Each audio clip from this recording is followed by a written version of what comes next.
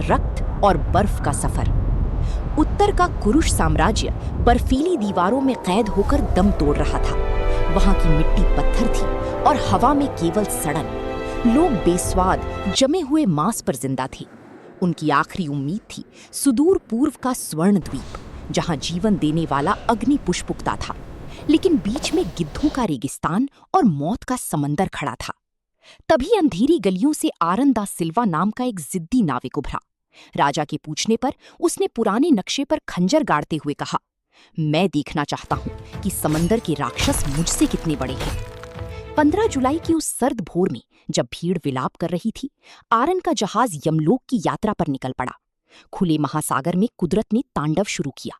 10 मंजिला ऊंची लहरें और खौफनाक तूफानों ने जहाजों की हड्डियां चबा डालीं। नाविकों की मसूड़ों से खून बहने लगा और वे बगावत पर उतर आए। तब आरन ने अपना इकलौता दिशा सूचक यंत्र समंदर में फेंक दिया और दहाड़ा, अब लौटने का रास्ता खत्म। या तो स्वर्ण द्वीप की मिट्टी होगी या ये समंदर हमारी सामूहिक कब्र। उसकी इस दीवानगी के आगे मौत ने भी रास्ता दे दिया। अचानक हवा बदली, सड़न की जगह चंदन और अग्निपुष्प की मधोश खुशबू आने लगी। कोहरा छटा और सामने खड़ा था वैभवशाली मलय तट। वहां की राजा जब सोने हीरों से लदी मिली तो आरन की मामूली तोहफों पर दरबारी हंसने लगी, पर उदार राजा ने उसे व्यापार की अनुमति दे दी। आरन ने जहाजों को मसालों से भर लिया और 60 गुना मुनाफे के साथ लौटा।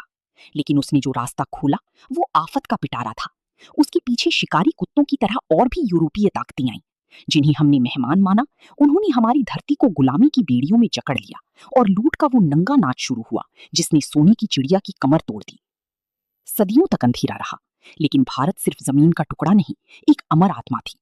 15 अगस्त 1947 को जब गुलामी की बेड़ियां टूटी तो दुनिया को समझ आया कि पिंजरा कितना भी मजबूत हो, भारत की उड़ान को कोई रोक नहीं सकता। सालों की खुशबू से शुरू हुआ वो सफर तिरंगे की शान में एक अमर गाथा बन गया।